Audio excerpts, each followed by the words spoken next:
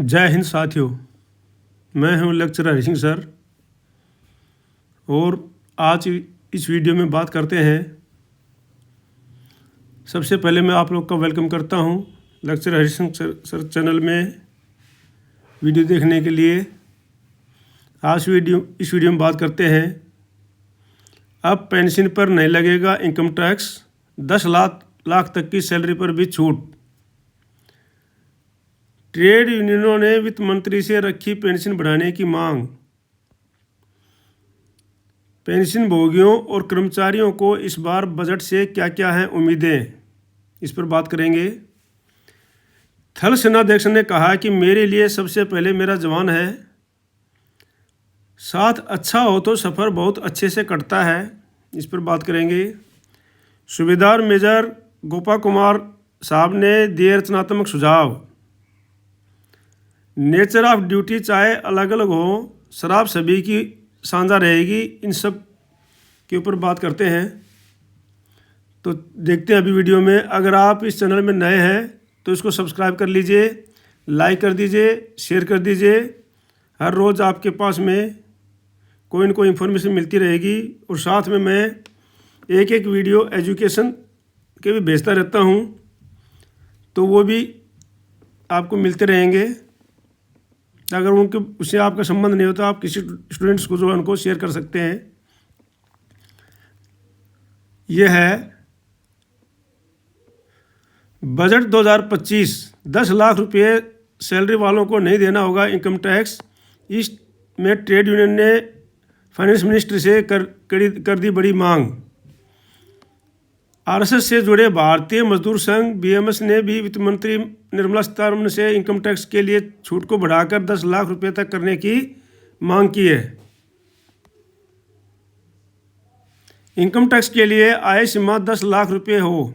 राष्ट्रीय स्वयंसेवक संघ आरएसएस से जुड़े ट्रेड यूनियन भारतीय मजदूर संघ बीएमएस ने वित्त मंत्री को सुझाव दिए हैं, जिसमें अब तक मौजूद छूटों के साथ इनकम टैक्स के लिए आय सीमा को बढ़ाकर 10 लाख रुपए करने और वेतन संहिता 2019 और सामाजिक सुरक्षा संहिता 2020 को तुरंत अधिसूचित नोटिफाई करने की मांग शामिल है।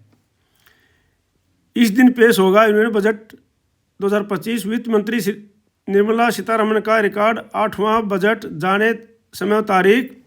इस ट्रेड यूनियन ने वित्त मंत्री से शुरुआती उपाय के रूप में EPS 95 पेंशन भोगियों के लिए न्यूनतम पेंशन को बढ़ाकर 1,00,000 रुपये से बढ़ाकर 5,000 रुपये करने की मांग की है और उन्होंने आग्रह किया है इसके लिए। आरएसएस से संबंधित भारतीय मजदूर संघ ने बजट पूर्व चर्चाओं के दौरान बड़े बदलावों की मांग की है। संगठन ने मौजूदा छूटों को बरकरार रखते हुए कर मुक्त आय सीमा को बढ़ाकर 10 लाख रुपये करने का प्रस्ताव रखा है। अगर सरकार ये फैसला लेती है तो देश में बड़े तबके को इसका वित्तीय लाभ मिलेगा। बजट 2025 से लोगों को और क्या अपेक्षाएं हैं वो भी देखते हैं अब ये था हमारा पुराना स्लैब टैक्स जो है, deduction, exemption on income tax, allowed net tax. ये है हमारा numbers of query have been record from the regarding IT exemption and new income tax regime in the default of tax regime. ये हमारा देखो इसमें new tax regime. The new tax regime was introduced in budget 2020 wherein the tax slab were allotted and taxpayers were offered concessional tax rates. However, those who opt for the new regime cannot claim several exemptions and deductions such as HRA, LTA, ATC, 80D and more. Main features of the new tax regime are as under. जो higher tax rebate है ये इसमें ये दे रखा है कि full tax rebate on the income tax up to 7 lakh has been introduced, various this threshold in ₹5 lakh under the old tax regime. पुराने में 5 लाख थी और नए टैक्स में 7 लाख कर दी गई है इसको, तो ये 7 लाख कर दी इसको बढ़ा करके। और इसमें किसी प्रकार की लेकिन छूट नहीं मिलेगी। तो इसमें किस प्रकार से है, स्लैब टैक्स क्या है इसमें, अप टू 3 लाख नील है 3 लाख से लेकर के 7 लाख तक 5%, 7 लाख से 10 लाख तक 10%, और 10 लाख से 12 लाख तक 15%, 12 लाख से 15 लाख तक 20%, और 15 लाख से ज़्यादा है 30%। अभी तक का स्लैब टैक्स ये था। अभी जो है 10 लाख तक पूरी छूट कर रहे हैं।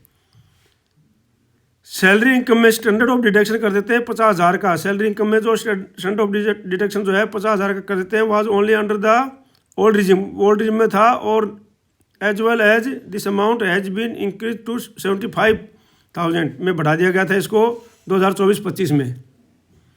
अब क्या क्या आशाएं हैं? बजट 2025 1 फरवरी को देश का आम बजट पेश होने वाला है। इस बजट में से कर्मचारियों और पेंशन भोगियों को काफ़ी उम्मीदें हैं। ऐसे में क्या सरकार कर्मचारियों और पेंशन भोगियों की उम्मीद पर खरा उतरती है? क्या कर्मचारियों और पेंशन भोगियों की मांगों को मानती है? चलते हैं, देखते हैं कि सरकार की क्या क्या उम्मीदें हैं बजट में। पहली उम्मीद है बजट में जो ATC है इसको बढ़ाया जाए। जो ATC की डिमांड है इसको बढ़ाने की उम्मीद देश के आम नागरिकों से लेकर सरकारी कर्मचारियों और पेंशन भोगियों को उम्मीद है कि सरकार इस बजट में ATC की जो लिमिट है उसको बढ़ाने वाली है। अभी वर्तमान में जो है ATC की लिमिट है वो 1.5 लाख रुपये है, जिसको बढ़ाकर 5 लाख रुपये करने की मांग की जा रही है। तो ऐसे में सरकार कर्मचारियों और पेंशन भोगियों की उम्मीद पर खरी उतरती है, देखने वाली बात है। 8वां वेतन आयोग की घोषणा की उम्मीद। बजट 2025 से पहले सरकारी कर्मचारियों और पेंशनर्स बेसब्री से 8वें वेतन आयोग पे कमीशन की घोषणा की उम्मीद कर रहे हैं। 7वें वेतन आयोग की सिफारिशें 2016 में लागू की गई थी, जिसके बाद से अब तक वेतन में कोई बड़ा संशोधन नहीं हुआ है। ट्रेड यूनियन ने मांग की है कि 8वां वेतन आयोग जल्दी से जल्दी गठित करके इसे 2026 से लागू किया जाए। Centre of Indian trade union CITU के नेशनल सेक्रेटरी ने कहा कि 7वें वेतन आयोग को लागू हुए 9 साल हुए हैं और कर्मचारियों की वेतन वृद्धि के लिए इसके बहुत ज़रूरी है। अगला है पुरानी पेंशन योजना की बहाली की मांग। ट्रेड यूनियन ने बजट में पुरानी पेंशन योजना ओल्ड पेंशन स्कीम को बहाल करने की मांग भी रखी है। नई पेंशन योजना NPS के तहत मिलने वाली पेंशन को लेकर लगातार नाराजगी बनी हुई है, जिससे देखते हुए कर्मचारी पुरानी पेंशन योजना की बहाली की मांग कर रहे हैं। EPFO पेंशन में वृद्धि। यूनियनों ने EPFO के तहत EPS 95 पेंशन को बढ़ाकर 5,000 रुपये प्रति माह करने और इसे वेरिएबल डियरनेस अलाउंस VDA जो है लिंक करने की मांग की है। मतलब इसमें डियरनेस अलाउंस भी मिलना चाहिए। इसके अलावा जो है पेंशन इनकम को टैक्स फ्री करने की भी मांग रखी है, ताकि पेंशन जो है उस पर सबको टैक्स फ्री कर दिया जाए, ताकि पेंशन को राहत मिल सके। 18 महीने एरियर की मांग। कर्मचारी व पेंशन भोगी 18 महीने के एरियर के भुगतान की मांग कर रहे हैं। ऐसे में उम्मीद की जा रहा है कि फरवरी में जो बजट होगा उसमें 18 महीने के एरियर के लिए होगा, लेकिन यह नामुमकिन है। क्या वित्त मंत्री करेंगी कर्मचारियों की उम्मीदें पूरी? सरकारी कर्मचारियों और पेंशनर्स की नज़र अब वित्त मंत्री निर्मला सीतारमण पर है। यूनियनों ने उम्मीद जताई है कि सरकार इन मांगों पर सकारात्मक रूप अपनाएगी। 1 फरवरी के बजट में देखना होगा क्या 8वें वेतन आयोग की घोषणा की जाती है और क्या पुरानी पेंशन योजना को बहाल करने पर सरकार कोई कदम उठाती है। इसका निष्कर्ष क्या है? बजट 2025 से कर्मचारियों और पेंशनर्स को कई उम्मीदें हैं। यदि सरकार उनकी प्रमुख मांगों को मान लेती है तो ये उनके लिए एक बड़ी राहत होगी। अब देखना यह है कि क्या वित्त मंत्री इन मांगों को बजट में शामिल करती है और सरकारी कर्मचारियों के हित में कोई बड़ा फैसला लेती है कि नहीं लेती है। अगला है हमारे जो जनरल साहब हैं, chief of the army staff. ये है हमारे chief of the army staff जो है जनरल साहब। इन्होंने जो है कही है सैनिकों के लिए कि भाई इन्होंने बोला है कि मेरे लिए जो है सबसे बड़े सैनिक हैं। सबसे पहले जो है मैं ज़्यादा रिस्पेक्ट करता हूँ तो मैं सैनिकों की करता हूँ, क्योंकि सैनिक ही हैं जो हमारे को हर परिस्थितियों में देश की रक्षा करते हैं और मुश्किल से मुश्किल परिस्थितियों में भी सैनिक जो है वो हमेशा अपने देश की सुरक्षा के लिए तत्पर रहते हैं।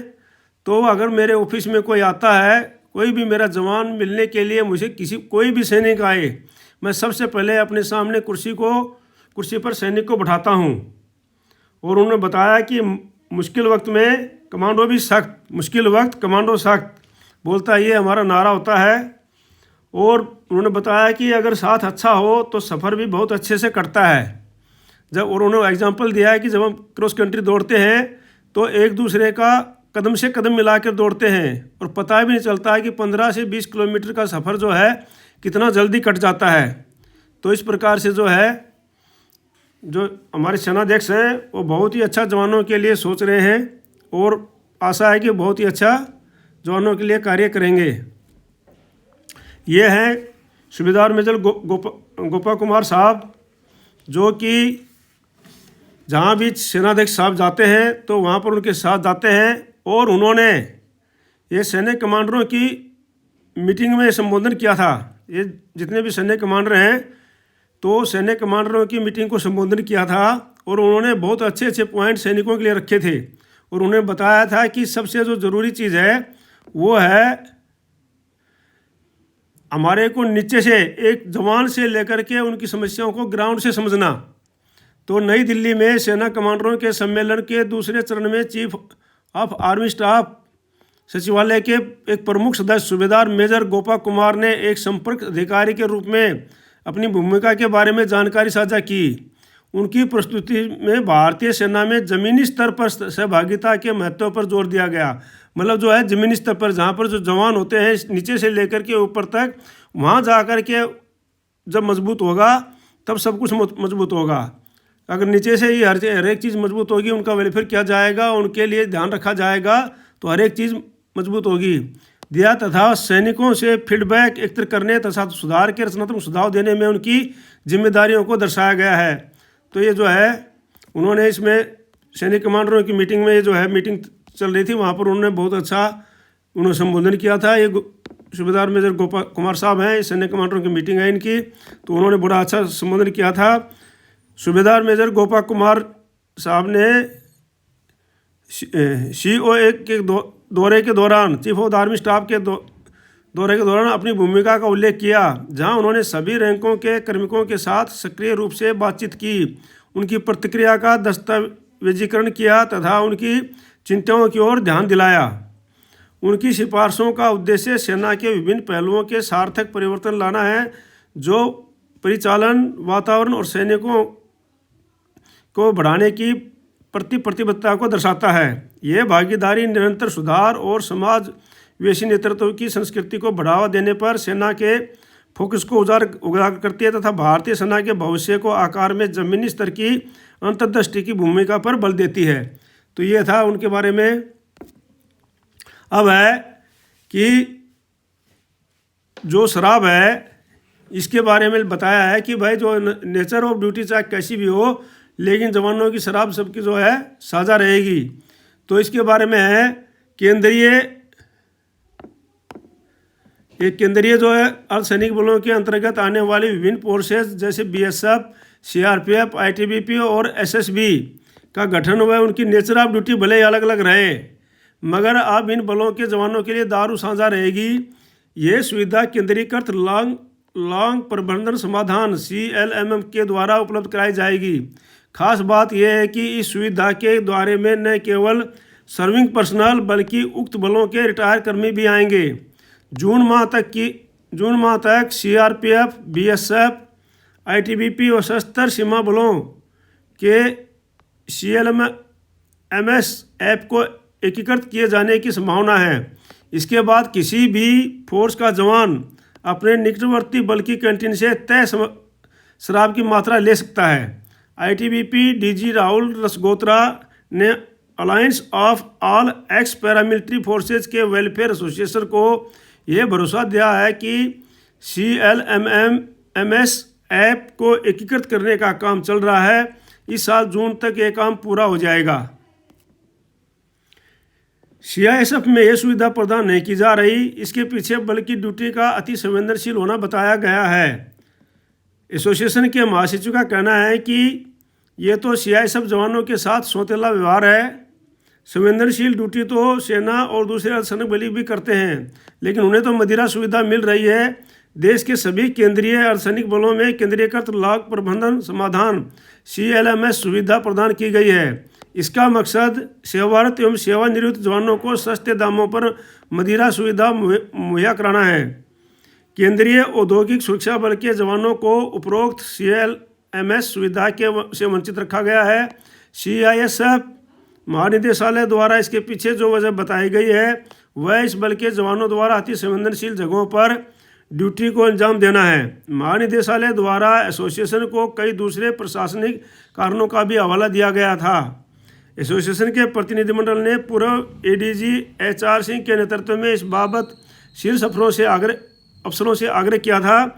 तब ये मांग की गई थी कि कम से कम रिटायर कर्मियों को ही CLMS सुविधा उपलब्ध करा दी जाए।